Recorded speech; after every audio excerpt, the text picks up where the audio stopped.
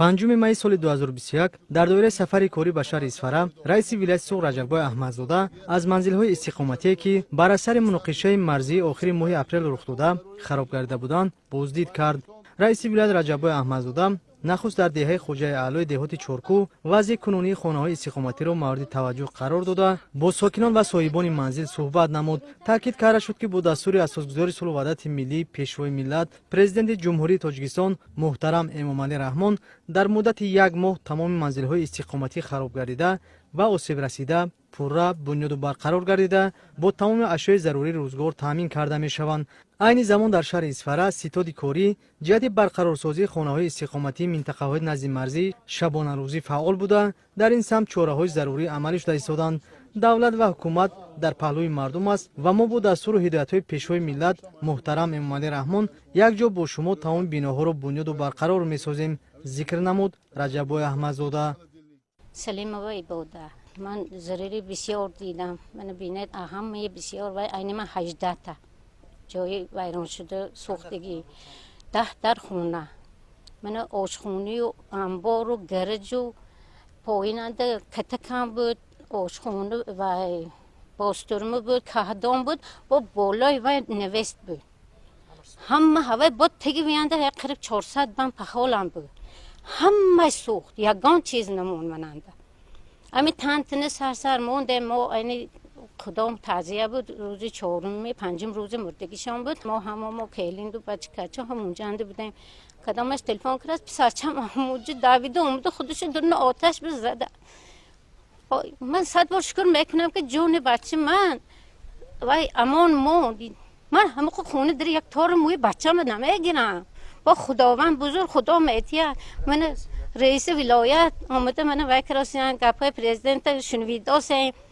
شکرانه میکنم که ما پرزیدنت داریم و من اما سرداره با آب ناموس و داره همه کرم میتیم گفته سیان همین اشما من شکر کرشتیم دیگه هیچی گفتن نمیتونم. ساکنان دهه خوجای اعلی تاکید داشتند که رو افتاده و ناامید نیستند و باور دارند که با دستگیری‌های پیشوای ملت صاحب سرپناه می‌گردند.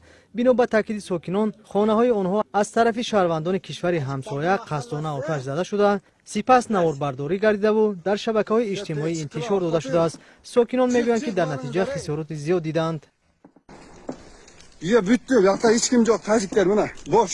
رستم فومر امام خطیب دهه خواجه اعلی اینجا خداشان مخصوص قرقیزها 2 تا اتومات شکش شهروندای عادیشو کنیسترای 5 لیتره عین زیر روغن بود بنزینه گرفته آوره همه خانه‌های سوزونده قصقصی بمب رفتن یا از اون از بس که بچهای مونده یراقش نبود قوه نشان دادن نتونست بنابر همین انا خیال خودتون دیده ستون مردم چه عالم است. از پرزیدنت جمهوری تاجیکستان محترم امامعلی رحمان میnnetdاری میکنم که ما را دستگیری کار استادیان من مولوی من بایکتی دستگیری کار استادیان لیکن من این ولی دویم گروه مدت چندین سال است که همینجا شتگی باشم داشته همین قرقیز آمده داره خانه من جامعه شویش کرده میبره من یکان چیز گفت نزدم که همون همسایه تا دوست دور هم میآید که همین همسایه من به سود میکند گفتم لیکن قرقیز من چیکار کرد همین قدر چیز چاره عرق جبی من البته خانه یک دیستادتون دربش کردی 1 تومن ازبکستان میرفتم دوشنبه میرفتم من این ولید باشم خانه من دیشتی که روزم نیست من گفتم که اکو همینه بیارم همینجا 1 سوم 2 سوم فروشم با 1 تا صابون خرید جمعه کنم 1 تا همینجا متریال همین قهوه سوخت من اکجای هم زندگی با 1 خانه مغازین سوخت در همین قبیل خانه های کلیندان همش از همین میبلو ماشینه های جامشویی من همین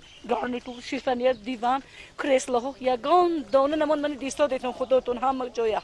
باعث ذکر است که به عائله‌های ضرر دیده از طرف روبرت ولایت مواد غذایی دسترس گردید. مردم امروز دستگیری و غمخوری‌های دولت و حکومت را احساس نموده ایستادند. در برطرف نمودن خرابه‌های منزلی استقامتی ضرر دیدگان ساکنان سهم ارزنده می‌گذارند. از جمله در دهه سامانیان شهر اسفاره یک گروه از مؤسسه‌های ورزشی و ورزشکاران با اقدام ریاست کار با جوانان و ورزشی ولایت برای برطرف نمودن خرابه‌ها کمک نمودند. امروز ما جوانان با تشبث ریاست کار با جوانان و ورزشی ولایت سوق تصمیم گرفتیم که به عائله‌های جبر دیده یک دستی یاری درست کرده باشیم. امروز من دیده ایستادید، چنانکه که دیده ایستادید همه جوانان و ورزشگران ولایت و همه مکتب‌های ورزشی شهر خوجند اینجا اومدن من به اویله‌های جلب دیده یاری خود را رسانیده ایستادند. رئیس ولایت سوغ رجب‌بای احمدزاده ба деҳаи сомонёни деҳоти чоркӯ ташриф оварда аз ҳар як манзили зарардида дидан намуд.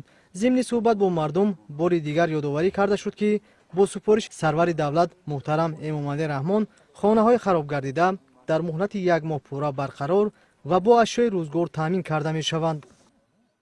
شهروند جمهوری تاجیکستان استقامت کننده محلی سامانیان تاجیب غفورجان شب 29 ناگهان خواب بودیم که همینجا سحری بر وقت خبر شد که قصر شد. گفتم این چی بلا شد؟ گجو یگان چی ترکید یگان گپ شد که گفتن قرغیزا با ما هجوم کردن، همه چی رو برهم دادن، خرابکاری شد.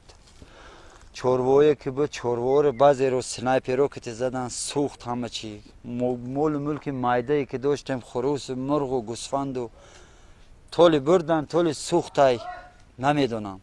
برای که فرزندو همینجا بود، برای فرزندو برای از اینجا برای بیرون کردن از مرز خیلی تشویش کشتیم. بردیم از اینجا بردیم تا اومدیم که خونه های علاب موندیم. وقتی که علاب موندیم خواستیم که خاموش کنیم از این کوهات با گرانتمیوت پس سنایپر نخواستن که ما نزد حولی شویم. برای همین دست دادیم. همین سالها همینجا رو عبود کردیم. айни замон дар деҳаи сомониён гурӯҳи корӣ амал намуда хисороти сокинон муайян карда мешавад. дар манзилҳои истиқоматӣ бошад, барои оғоз намудани корҳои сохтмонӣ, корҳои омӯзишӣ ва бартарафсозӣ ҷараён дорад. мардуми зарардидаи деҳаи сомониён бо боварӣ қайд намуданд ки аз ин иттифоқи рухдода рӯафтода нестанд ва фарзандони худро дар рӯҳияи ватандӯстӣ тарбия ва барои ҳимояи марзубон омода месозанд. همه زنهای منتدارشان از نام ساکنان همه محله سامانیان رساند آنهایی که هر یک انسان که ما درد دل ما به میرسن و قدماشون هم اینجا به رنجه کردن با صلحی و دوستی و وحدت خداوند نصیب هر یک خاندان کردانه قدم شما اینجا به مبارک کردانه. ба нақли сокинони деҳаи сомониён ҳодисаи охири моҳи апрел рух дода ногаҳонӣ ва ғайричашмдош будааст. ба нақли шоҳидон аз ҷониби сокинон ва низомиёни қирғизистон ба сӯи шаҳрвандони деҳаи сомониён ногаҳонӣ оташ кушода шудааст.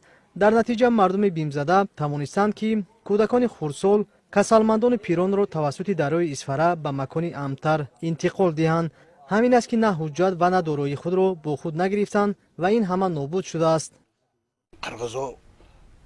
ما به هجوم کردن اینجا یگان خیلی وینی نبود، یگان سالدار نبود. همینجا تیرباران کردن که تمام جای زده هولگوین کرده. من احوال من دیگه تمام سوختگی من اینجا به نبیره هم یگان بازیچه و یگان ویش نموند که بیچاره که بازی کند. همش گیسته من دیده گیسته بکر. من احوال من همش سوخته برد.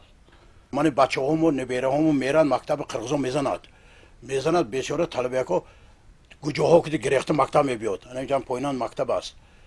نمیموند که اومده بیمال مکتب خودش خونده برود. تا که این خیلی میکند اینها. ما یگان خیلی اینها بدی نکردیم. ما پیش اینها که جنازش میرفتیم، جنازه ما میومد، توی سویش میرفتیم، این ما میومد. همین 2014 ای لباس همین قربان میکند. مکتم نقشی بیزه میکند. این باری اول نیست که شهروندان قرغیزستان با بهانه به سوی ساکنان نزد مرزی تاجیکستان از یراق آتش میکشوند. در برابر ضرر مالی رسانیدن مناقشه‌های آخر قربانی در پی داشت. در نتیجه فرزندان شهیدان یتیم ماندند. البته دولت و حکومت آنها را زیر پرستاری قرار میدهد، ولی آثار این دهشت در خاطر ساکنان دهه تا ابد باقی میماند. ما مابین تیر تفنگ و موندیم. راه نبود که آدمگاه گذرد. دایره ها که گذشت کودکاش خیلی دایره ها به غرق شد. آب دایره کلام بود. کنندش آبش دایره به گردان هم آب دایره کلام بود به دایره ها گذشت. جنگ اکی با چندین سال باز زمان کرد. چندین سال بود. این یک به هر بانه ها هر چیز بانه که رسانه غربت میکشد. رئیس ولایت سوغ رجب‌بای احمدزاده در دایره سفرش به شهر اصفهان با مسئولین ریاست بهداشت زمین و آبرسانی صحبت نموده سپارش داد که مسئله تامینات آب فلزی به مردم شهر اسفراز زیر نظارت قطعی قرار داده شود. مسئولان معلومات دادند که با همتایان قرغیزشان به موافقه رسیدند و من بعد آب فلزی به مشکلی دسترسی زمینداران و باغداران و دیگر شهروندان می‌گردد. مردم تاجیک از ازل صلحجو و خیراتپیشه هستند. یگانه خواهش مردم همین است که صلح حکم فرما و همسایه‌ها در فضای همدیگر فهمی عمر به سر برند. من وهاب فضلمندان مناقشه‌ای که بین تاجیکان و قرغیزان به وقوع پیوست روز 28 انا همین نتیجهش همین است. برای همین هم ما کلانزادها بارها تاکید میکنیم که با همسایگان خیلی مهربان بودن در کار. لیکن چی علاج؟ جنگ است. جنگ خرابی میارد. جنگ نه تنها این یک عائله، حالا شما دیدید این یک عائله، نه من اول خانه بینید، ضروریت خانه هست، من در تورم و چخیل چیزهای ساده است. یگان پوشاکیاش نماند که بچه‌هاش پوشد. گاوک سالش هم نیست شد. پایداری صلح و ثبات و حفظ منفعت‌های دولت و ملت از هر نفر وابسته است. احترام و یکدیگر فهمی از دو جانب برای آرام و آسودگی زمینه می‌گذارد. تبریک شاعری معروف تاجیک میگوید: آدمان از دوستی یابند بخت، دشمنی آورد به مردم روزی سخت.